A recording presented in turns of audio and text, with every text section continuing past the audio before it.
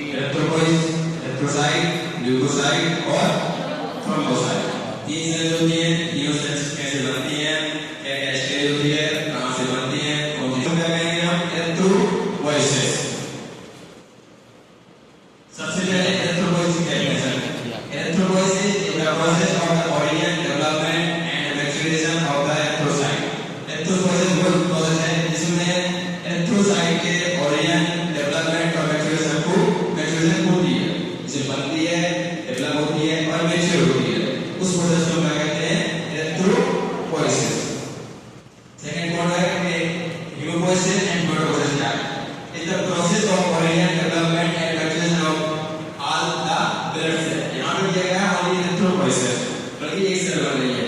यहां पे दिया है प्रोटोपोइसिस मतलब ब्लड की सभी तीनों सेल का निर्माण पूरा प्रोटोपोइसिस एंड वो अंदर पाए जाते हैं किसके?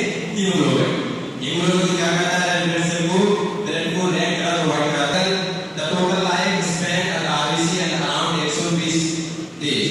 जब आरबीसी बनती है वो कब तक आपकी बॉडी में फंक्शन करेगी? आज बनने से लेकर जब तक डिस्ट्रीब्यूट होएगा, क्योंकि कोई चीज बनती है वो डिस्ट्रॉय होती है, ठीक है? तो उसकी लाइफ साइकिल है 90 से 120 जगह था, मतलब 120 दिन तक ही आपकी ये आरबीसी टोटल चलेगी। अब हमारे हमारी सबसे पहले फीटल लाइफ है। जब बच्चा मां के गर्भ में होता है तब आरबीसी का फॉर्मेशन कहां पे होता है? सबसे पहले मेयोलास्टिक स्टेज जो कहां होता था? योग से सबसे पहले myeloblastic. During the first 2 months of intrauterine life the RBC are produced from myogenic of yolk cell। सबसे पहले कोई भी मां होती है उसमें गर्भ बच्चा होता है तो एक फर्स्ट के 2 मंथ में आरबीसी का फॉर्मेशन होता है योग सेल में, ठीक? इसके बाद हेपेटाइटिस स्टेज आती है। तो from 3rd month liver is the main organ of the produce RBC. Liver आपका जो मेन ऑर्गन होता है उसके 3rd month से लेकर स्टार्ट हो जाता है लीवर में बनना। पहला माइलर स्टेज। तो last 3 months of the intrauterine life the RBC are produced from red bone marrow and liver। Last के 2 to 3 months, 2 से 3 months in newborn adult जो स्टेज में है in newborn baby children and adult are produced only from the red bone marrow। तो newborn baby होता है उसमें कहां होती है? RBC का प्रोड्यूस होता है लीवर और बोन मैरो में। फिर आफ्टर 20 years, आफ्टर 20 years में क्या होता है? RBC are produced from vertebra, sternum, ribs, scapula, iliac bones and skull bones and from the end of long bones, ठीक है? तो न्यूबॉर्न से एडल्ट जो होता है वो वहां पे होती है आपकी बोन मैरो ही आपकी आरबीसी का फॉर्मेशन होता है। जैसे आपकी जैसे बताया जाएगा चिल्ड्रन दिया गया, चिल्ड्रन क्या है 1 से 10 इयर्स तक। तो यहाँ पे क्या हो रहा है कि जो आपके रेड बोन मैरो और येलो बोन मैरो दोनों बताए थे कि बोन मैरो दो टाइप से होते हैं, पहला रेड बोन मैरो और येलो बोन मैरो। तो रेड बोन मैरो जिसमें क्या है न्यूबॉर्न बेबी होता है, इन्फेंट बच्चा होता है, उसमें रेड बोन मैरो बहुत ज्यादा होता है। फिर अब आती है स्टेज इलेक्ट्रोसाइट फॉर्मेशन की। सबसे पहले कौन सी होती है? UPHSC। इसका फुल फॉर्म शायद पता ही होगा, uncommitted pluripotent haemopoietic stem cell.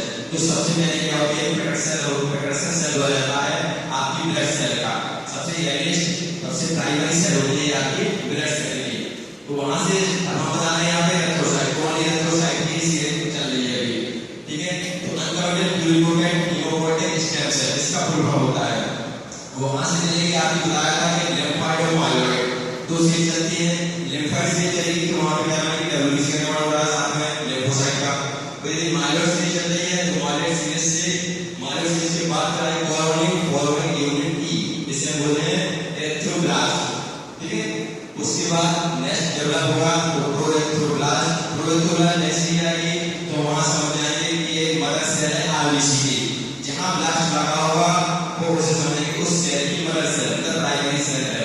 वहां पे आपको पता चलेगा कि अब स्टेम सेल से आरबीसी का निर्माण होना है, यदि इलेक्ट्रोब्लास्ट आ गया तो, ठीक है? इसके बाद नेक्स्ट स्टेज आएगी वैस्कुलर या फिर अर्ली नॉर्मोब्लास्ट, इंटरमीडिएट नॉर्मोब्लास्ट, उसके बाद आएगी लेट नॉर्मोब्लास्ट, फिर रेडियोसाइट साइड और इलेक्ट्रोसाइट। ये आपकी सभी स्टेज इस टाइप से माइटोकॉन्ड्रिया बनेगा, फिर इसके बाद प्रोएथ्रोब्लास्ट बनेगा, प्रोएथ्रोब्लास्ट के बाद इलेक्ट्रोब्लास्ट आएगा, प्रोएथ्रोक्रोमेटिन होगा, फिर ये पड़ गया, फिर यहाँ पे आ गई आपकी रेटिकुलोसाइट, ठीक है। यहाँ से आपकी रेटिकुलोसाइट के बाद आरबीसी का फॉर्मेशन होगा, मैच्योर फॉर्मेशन होगा। प्रोएथ्रोब्लास्ट से आपको क्या होता है, हीमोग्लोबिन लगता है। यहाँ आपको हीमोग्लोबिन का दो स्टेज है। इस स्टेज से आपको क्या होगा, जैसे इंटरमीडिएट स्टेज लगती है, इंटरमीडिएट नॉर्मोब्लास्ट, वहाँ क्या होता है, हीमोग्लोबिन अपने रोलेटिक लगता है। इससे आपका न्यूक्लियस का आरबीसी का कलर क्या होता है, रेड हो जाता है। धीरे धीरे क्या होता है, न्यूक्लियस आता जाएगा और रेटिकुलोसाइट जैसी आज की रेटिकुलोसाइट की पहले ही लेट रिलीवेशन में क्या होता है कि आपका न्यूक्लियस सेल को तोड़े बाहर निकल जाता है और रेटिकुलोसाइट में और या तो छोटे आरएनए के और क्रोमेटिन दिखेंगे, आरएनए के छोटे क्रोमोसोम्स दिखेंगे। इसके बाद आपकी मैच्योर आरबीसी बन जाती है।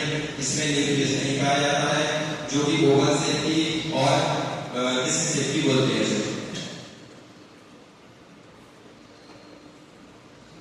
सबसे पहली स्टेज प्रोएथ्रोब्लास्ट, साइज इसकी 15 से 20 माइक्रोन, सब लिखवा दिया गया वैसे ही। Nucleus large with multiple nucleus, सबसे पहले बताया था कि जो इसमें होगा, सबसे पहले देखा है आपने, इसमें क्या होगा, न्यूक्लियस को लार्ज दिख रहा है, ठीक है, लार्ज है। और साइटोप्लाज्म जो है बेसोफिलिक साइटोप्लाज्म एंड हीमोग्लोबिन। इस कंडीशन स्टेज में क्या बताया था कि पहले सबसे पहले स्टेज में हीमोग्लोबिन नहीं दिखता है, हीमोग्लोबिन होता ही नहीं है, बेसोफिलिक साइटोप्लाज्म। अब सेकंड आती है अर्ली नॉर्मोब्लास्ट, इसमें स्लाइट रेटिकुलोसाइट, तब क्या होता है, साइज धीरे धीरे कम हो जाएगी, यहाँ से 14 से 17 70 हो गया। न्यूक्लियस थोड़ा सा और स्मॉल हो जाएगा, nuclear radius and number basophilic cytoplasm, cytoplasm होगा बेसोफिलिक हो जाएगा। अभी तक यहाँ क्या है, बेसोफिलिक साइटोप्लाज्म चल रहा है, दोनों हीमोग्लोबिन कंटेंट नहीं पाया जा रहा है। अब यहाँ से इंटरमीडिएट नॉर्मोब्लास्ट, ठीक है, साइज की 10 से 15 हुए, न्यूक्लियस कंडेंस पाया जाता है, ठीक है। अब cytoplasm HB starts appearing, main point होता है इंटरमीडिएट नॉर्मोब्लास्ट में क्या होता है, आपका हीमोग्लोबिन दिखने लगता है सेल में। यदि आप सुप्रावाइटल स्कैन करते हैं किसी भी ब्लड सेल को देखने के लिए, यदि माइक्रोस्कोप को देखा जाए सुप्रावाइटल स्कैन जो लगे पाएंगे, जो स्कैन होती है सुप्रावाइटल स्कैन, उससे आप देख सकते हैं आप कि इंटरमीडिएट नॉर्मोब्लास्ट में क्या होगा, जो सेल्स होंगी वो एचबी अपीयर होने लगेगा। इसके बाद ये लेट नॉर्मोब्लास्ट, जो साइज इसकी होती है 7 to 10 mm, न्यूक्लियस एक कंपाउंड और the situated near the membrane, pyknotic nucleus the extruded. बताया था कि क्या है कि सेल मेम्ब्रेन को तोड़कर वो क्या करता है, न्यूक्लियस बाहर जाता है। तो यहाँ क्या होगा, nucleus compound to situated near the membrane, धीरे धीरे क्या होगा, वो एक साथ होकर मेम्ब्रेन की तरफ जाएगा, एक साइड सेल मेम्ब्रेन की तरफ जाने लगेगा। Cytoplasm the like which show the red reflecting the high HB content, यहाँ क्या होगा, एचबी कंटेंट धीरे धीरे और बढ़ता जाएगा। Exoplasm electroblast with the last precursor with the nucleus. अब जो न्यूक्लियस दिखा है लेट नॉर्मोब्लास्ट, इसके बाद न्यूक्लियस क्या होगा, लास्ट स्टेज होती है न्यूक्लियस के लिए, last precursor with the nucleus, जो न्यूक्लियस होता है उसके लिए लास्ट स्टेज होती है लेट नॉर्मोब्लास्ट। इसके बाद आपको न्यूक्लियस आरबीसी में नहीं दिखेगा। अब आती है आपकी रेटिकुलोसाइट, तो साइज डायरेक्टली आ जाते हैं मैच्योर आरबीसी, मतलब इसका ये मैच्योर आरबीसी हमारी बनती है उससे थोड़ी सी ही बड़ी आपको दिखेगी। यदि हम बोलते हैं कि इसका जो आपकी आरबीसी है 7.2 mm दिख रही है, तो यहाँ पे 8.5 mm तक की आपको दिख सकती है रेटिकुलोसाइट पर। न्यूक्लियस इसमें कहा है नॉन न्यूक्लियर, लेट नॉर्मोब्लास्ट से क्या होता है, आपका न्यूक्लियस हो जाता है, आपके रेटिकुलोसाइट में न्यूक्लियस नहीं दिखेगा। Reticular nuclear fragment present the cytoplasm, cytoplasm में ओनली आपको आरएनए के फ्रेगमेंट बस देखने को मिलेंगे छोटे छोटे से ग्रैन्युलोसाइट में। अब यहाँ बनती है मैच्योर इलेक्ट्रोसाइट, तो रेडियस उसका कलर कैसा होता है, रेडिस सर्कुलर बाइकॉन्केव सेल। रेडिस होती है, रेडिस क्यों होती है, क्योंकि उसके अंदर क्या पाया जाता है, हीमोग्लोबिन जो उसको रेड कलर में रखा है। दूसरा है बाइकॉन्केव सेल, बाइकॉन्केव सेल क्यों होता है, क्योंकि हीमोग्लोबिन जो होता है वो क्या फंक्शन करता है, आपकी ऑक्सीजन को ट्रांसपोर्ट करने का। तो बाइकॉन्टिव इसलिए जरूरी होता है इसलिए कि हीमोग्लोबिन में बाइकॉन्टिव से होती है तो हीमोग्लोबिन उतनी ज्यादा ऑक्सीजन अपने अंदर रख सकता है। यदि ओवरफ्लो में होगा तो उतनी ऑक्सीजन नहीं रख पाएगा। यदि बाइकॉन्टिव से होती है तो ऑक्सीजन आपकी ज्यादा लेवल होती है आरबीसी में। न्यूक्लियस आरबीसी में न्यूक्लियस होता नहीं है। सेम बाइकॉन्टिव से help equal rapid diffusion of oxygen and other substance into the interior of the cell। वही बताया था कि जो के पास तो हाई एसिड कंटेंट जो आपकी आरबीसी में होती है वहां पे क्या होगा हाई एसिड कंटेंट पाया जाता है। इन अदर स्टेज की अपेक्षा मैच्योर आरबीसी में सबसे हाई कंटेंट होता है एसिड का। ठीक है, यहाँ पे आपकी एरिथ्रोसाइट जो एरिथ्रोपोसिस चल रही है सबसे पहले प्रोनॉर्मोब्लास्ट तो इसकी साइज कितनी होती है 15 से 20 यूनिट बताया था। Cytoplasm basophilic nucleus large reticular formation. इसके बाद हीमोग्लोबिन यहाँ पे ऐसे लिखा जाता है। सबसे पहले दो इसकी सबसे होती है उसमें हीमोग्लोबिन नहीं दिखता है।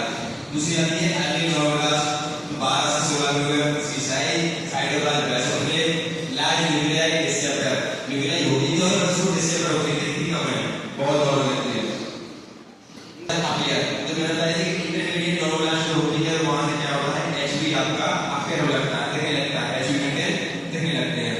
लेट नॉर्मोब्लास्ट इसमें क्या है 8 to 40 आपकी हो गया साइज हो गई एसिडोफिलिक और स्मॉल आयोटिक हो जाएगा। न्यूक्लियस बहुत ही स्मॉल होता है क्योंकि उसे बाहर निकलना पड़ता है सेल मेम्ब्रेन को तोड़कर न्यूक्लियस को। इंक्रीज यहाँ पे क्या होगा एचबी धीरे-धीरे क्या होगा इंक्रीज होता जाएगा जैसे सेल मैच्योर हो जाएगी जैसे आपका हीमोग्लोबिन अधिक बढ़ता जाएगा उसमें। रेटिकुलोसाइट रेटिकुलर एंटीसीडन से लेकर सेंट्रोम हाइड्रोग्राम रेटिकुलर लाइन रेटिकुलर धीरे-धीरे क्या है रेटिकुलर मतलब कि इसमें आरएनए की प्रॉपर्टी देखते हैं सबसे पहले क्लास में लोग। अब सेलुलर न्यूक्लियस इस बात से आपकी रेट नॉर्मोब्लास्ट से क्या होता है कि न्यूक्लियस बाहर निकल जाता है और रेटिकुलोसाइट में आपका न्यूक्लियस दिखता नहीं है। ठीक है, इंक्रीज जाएगा आपका हीमोग्लोबिन।